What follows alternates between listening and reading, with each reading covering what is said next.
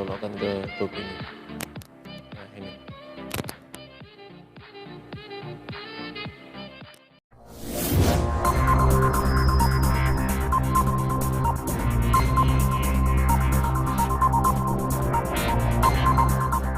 Assalamualaikum warahmatullahi wabarakatuh. Salam sejahtera. Salam pagi. Kali ini MNK Channel akan live bagaimana penggunaan alat anti konslet. Di sini alat anti konslet untuk pemula banyak sekali yang belum tahu apa fungsi alat tersebut dan digunakan untuk apa. Di sini di depan sudah ada anti konslet dan ada segelas kopi. Saya juga menggunakan Soundcard F8 untuk live streaming ya. Pagi-pagi ini saya tidak tahu mengapa bangun langsung pengen membuat streaming YouTube. Semoga buat subscriber yang sudah setia menanti servis atau tutorial servis elektronik terutama di bidang servis lampu. Oke, untuk pertama kita akan menjelaskan rangkaian anti konslet ini. Untuk rangkaian anti konslet ini ada satu komponen pokok yaitu bohlam anti konslet atau bohlam model picture menggunakan kawat di dalamnya. Untuk fungsinya itu cukup mudah.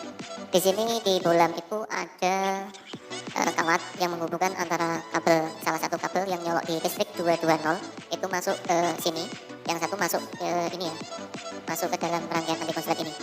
Dan fungsi anti konslet ini emang difungsikan atau diprioritaskan untuk menghindari konsleting agar MCB tidak mengalami trip atau jeklek.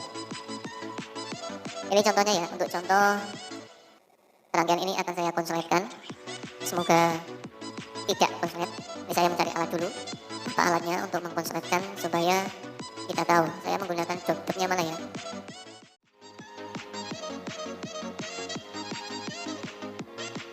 Oke, ini sudah saya konsletkan di sini. Sudah saya konsletkan ya. Kita akan mencoba colokkan ke jok ini. Nah, ini. Ini adalah posisi anti konslet ketika terjadi short atau konsleting MCB pada listrik PLN tidak akan jeglek dan trip. Nah ini sudah dilengkapi dengan bohlam anti konslet ini. Jadi ketika ada konsleting, jalur yang satu itu masuk langsung ke sini. Berarti secara otomatis lampu ini langsung teraliri listrik dari 220 itu masuk ke sini. Dan apabila kondisi seperti ini, kondisi tidak di konsleting, ini sebagai kabel ya, atau sebagai penyalur listrik, hingga di sini ada kabel 2. Kabel 2 masuk ke sini. Kalau kita gunakan untuk lampu, dia akan menyala biasa. Tapi apabila terjadi konsleting, dia akan menyalakan ini. Dia tidak akan trip pada MCB-nya, tapi akan nyala pada rangkaian atau bohlam ini. Kita akan mencoba cari lampu biasa. Oke, kita mendapatkan lampu Cina. Ini nyala biasa.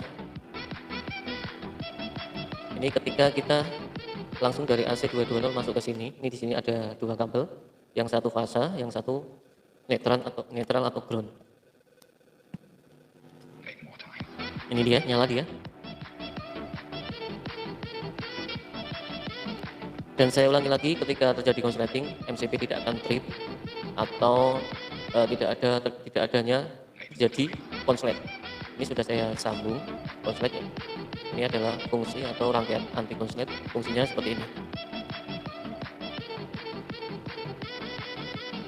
Nyala sangat terang. Oke, buat teman-teman yang mau tanya, silakan seputar elektronik. Kalau ada yang ingin ditanyakan, terkhusus untuk lampu ya, termasuk lampu LED, lampu apapun, insya Allah kami jawab. Silakan di kolom komentar. Jangan lupa like, subscribe, dan komen. Bagi yang belum, kalau yang sudah, alhamdulillah, semoga sahabat panjenengan bisa untuk memajukan channel ini.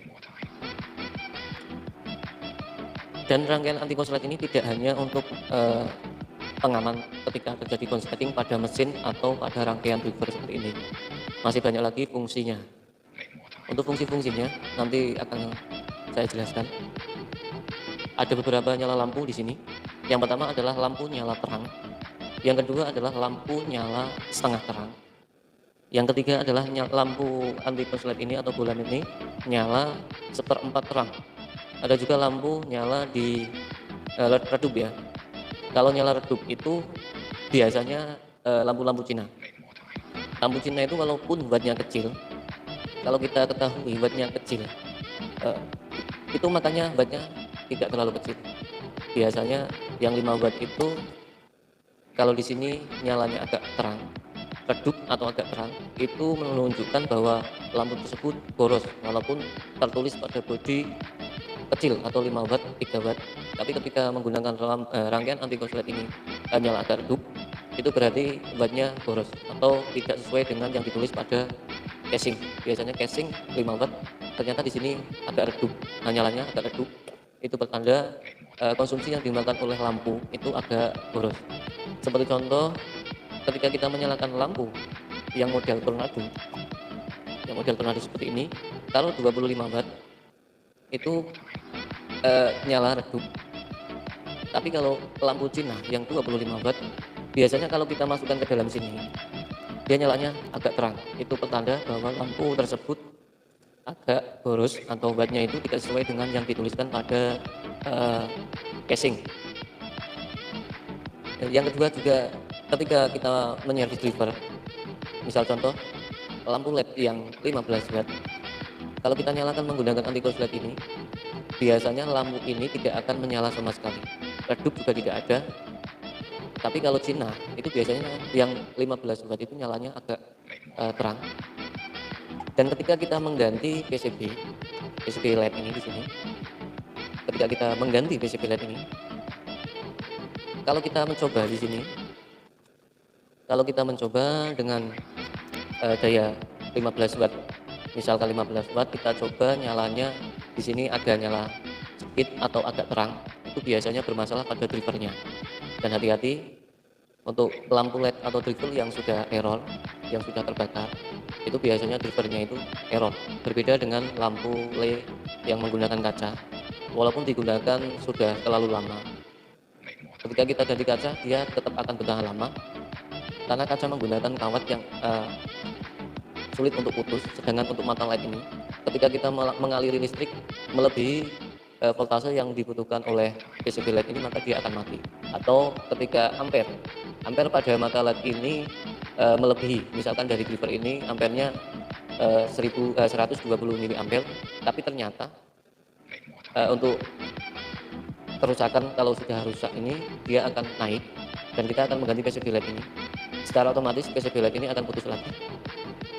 Kita ganti lagi, putus lagi, kita ganti lagi, pasti akan putus lagi, karena driver pada lampu LED itu kalau sudah rusak di mata LED-nya, biasanya drivernya aus, atau pada komponen yang lain itu banyak yang rusak.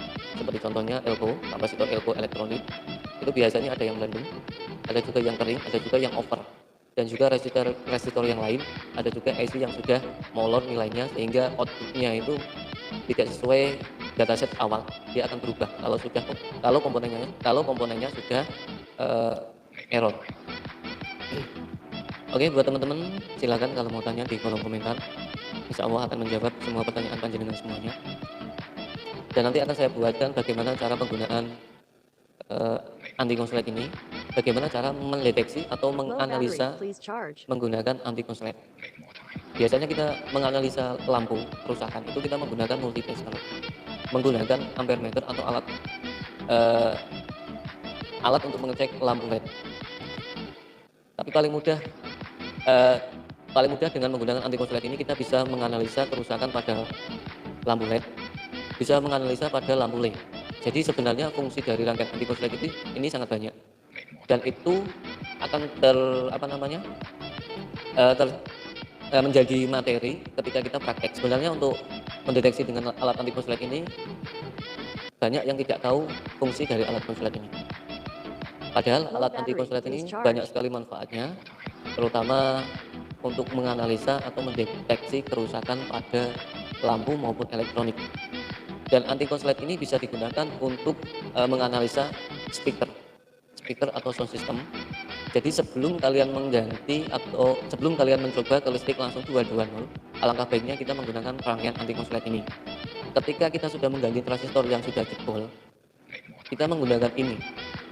Dan ketika lampu ini nyalanya agak terang, berarti komponen ada yang short, masih ada komponen yang short. Nah, itu fungsinya anti konslet ini. Ketika masih ada error pada suatu sistem, mungkin itu dari resistor yang molor nilainya, molor sebelah, atau juga apa namanya ya?